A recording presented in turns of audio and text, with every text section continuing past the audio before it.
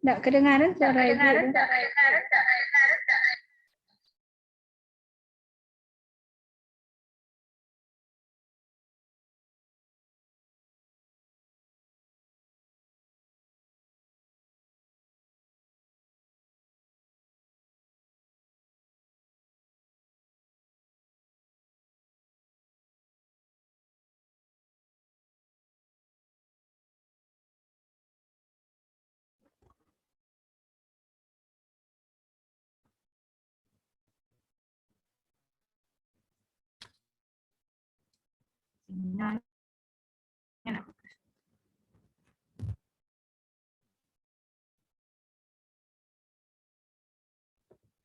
Dengan videonya ditutup mungkin lebih bagus.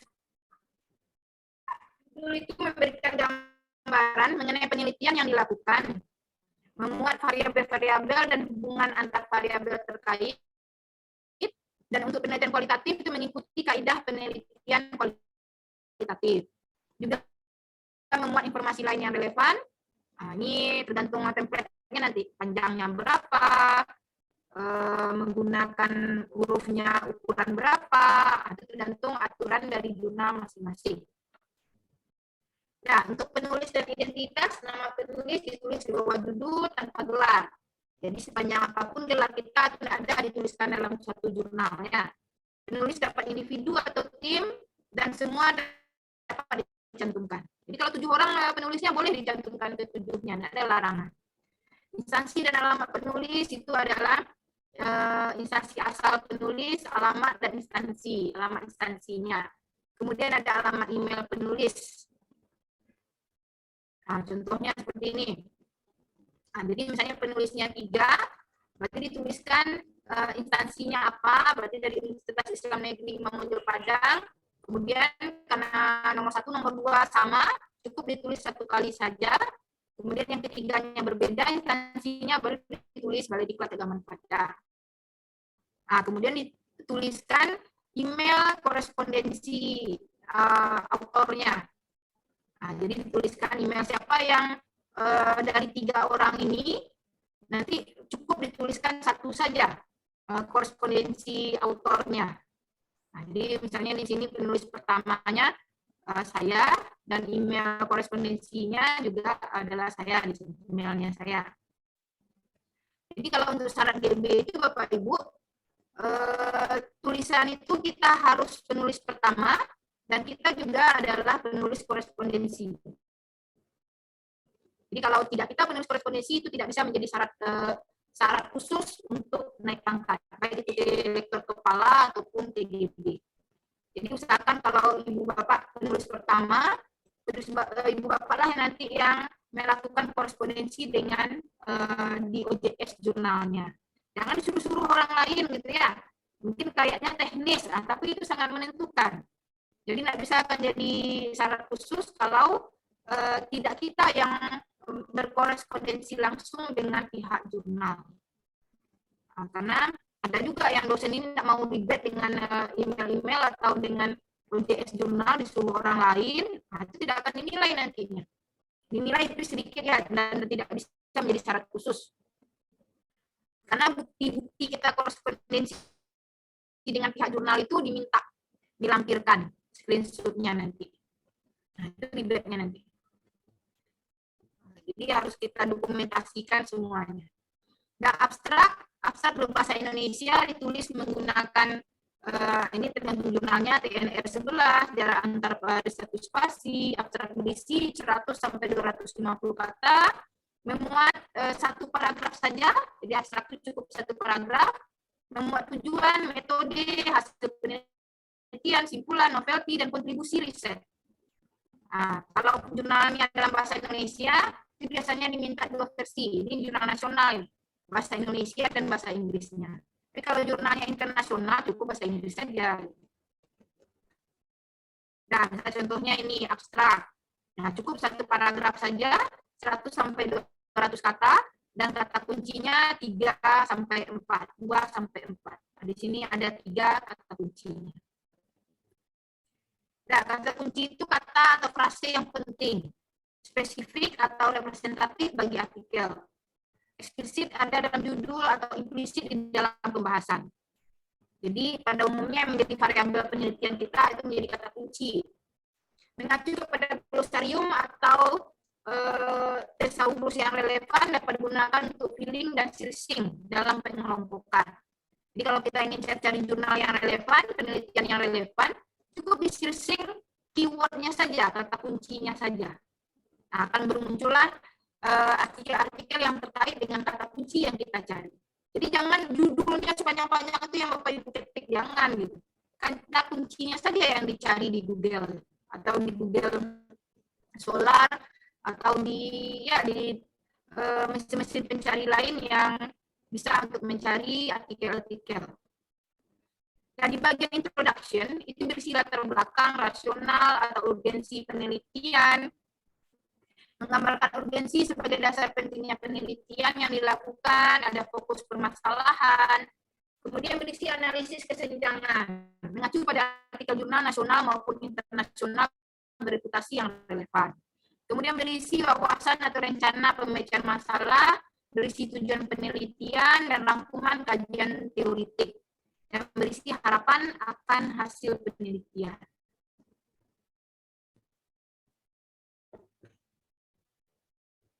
Nah, cara menulis latar belakang masalah, ceritakan alasan kalau tempatnya, kenapa memilih tempat itu, ceritakan hasil penelitian terkini 3 tahun terakhir, ceritakan novelty-nya, klaim keterbaruan penelitian kita, ceritakan apa yang lagi hot diperbincangkan sesuai dengan disiplin ilmu kita, ceritakan masalah yang membutuhkan solusi, dan apa solusinya. Jadi kalau kita menawarkan solusinya, itu bisa kita gunakan penelitian R&D, ya, kita kembangkanlah sesuatu. Nah, metode penelitian itu berisi rancangan atau desain penelitian, sasaran penelitian, populasi dan sampel, teknik pengembangan instrumen, teknik analisis data, dan naratif. Kemudian hasil penelitian itu hasil bersih analisis data, pemakaian tabel atau grafik atau bagan sangat disarankan. Nah, jadi biar lebih praktis, itu data-data kita itu buatkan tabelnya. Nah, di sini atau ya, tabelnya berupa bagan, grafik. Jadi kalau kita sudah buat tabel, nggak perlu buat gambar histogramnya. Kalau buat histogram, nggak perlu buat tabelnya. Cukup ambil satu saja. Pembahasan terhadap tabel atau grafik bagan tidak mengulang-ulang isi tabel. Nah, presentasi hasil riset harus jelas dan data yang dihasilkan harus mendukung kesimpulan. Hasil penelitian harus signifikan dan memberikan kontribusi baru. Nah, tabel dituliskan di tengah atau di akhir setiap teks deskripsi. Judul tabel ditulis dari kiri. Kalau lebih dari satu baris dituliskan dalam spasi tunggal. Hasil berupa gambar atau data yang dibuat juga mengikuti aturan yang ada. Judul atau nama gambar ditaruh di bawah gambar dari kiri dan diberi jarak 1 spasi. Ini sesuai dengan template-nya nanti. Nah, pembahasan menjawab pertanyaan-pertanyaan penelitian, memaparkan logika diperolehnya temuan, menginterpretasikan temuan, mengkaitkan dengan teori yang relevan. Nah, ini hasil pembahasannya. Kemudian menjelaskan bagaimana masalah diselesaikan dan didiskusikan alasannya, gunakan referensi dari berbagai jurnal internasional bereputasi untuk menyandingkan dan membandingkan temuan utama penelitian, membahas spesifikasi dan kontribusi temuan, penyelesaian permasalahan, implikasi, dan pekerjaan yang telah kita lakukan. Nah, itu isi dari pembahasannya. Kemudian kesimpulan dan sarannya, esensi hasil penelitian dan pembahasan harus relevan dengan temuan. Hindari klaim yang terlalu kuat. Disampaikan dalam butir-butir atau paragraf-paragraf pendek, dapat berupa masukan bagi peneliti berikutnya. Nah, kesimpulan itu harus berbentuk konseptual, berbentuk paragraf, dan deskriptif, bukan numerik. Jadi dalam kesimpulan ada lagi angka-angka, memuat implikasi temuan secara praktis. Nah, daftar pustaka ditulis di belakang simpulan dan saran, itu menggunakan apa style, MLA, bisa Mendeley, bisa Zotero, dan lain sebagainya. Gunakan manajemen referensi, tidak ditulis manual. Nah, jadi tidak ada jurnal yang menggunakan referensinya yang ditulis manual lagi. tapi harus dengan aplikasi yang ada. Nah, ini contohnya. Nah, itu sedikit. Saya mohon maaf, nanti diskusinya kita sambung habis asar. Saya ada Zoom dan saya harus present. Gitu. Oke, Bapak Ibu, kita sambung apa ya? Habis asar atau ada pertanyaan satu saja, silakan.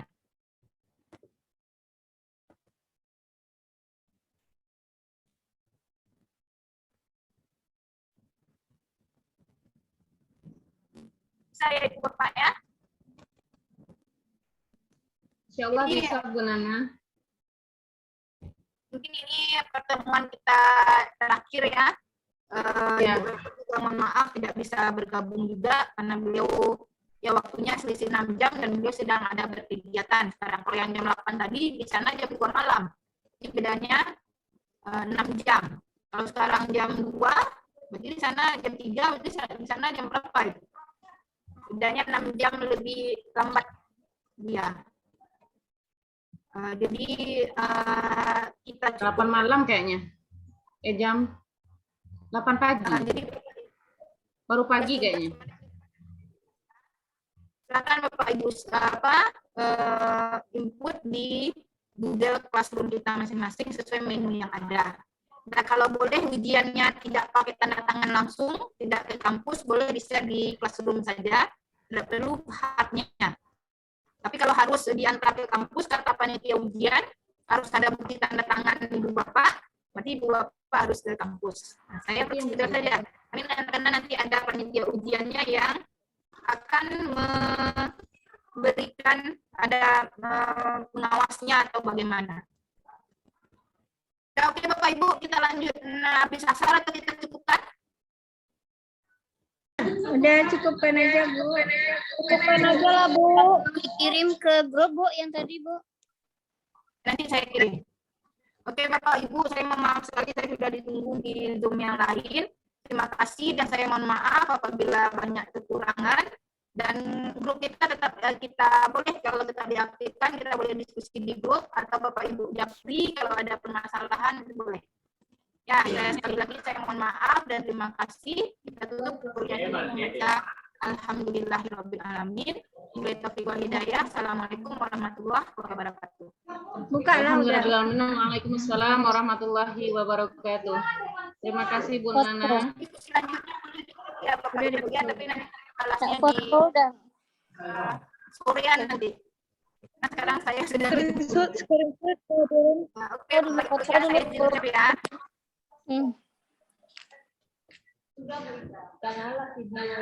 Sudah, Bu. Sudah dipoto.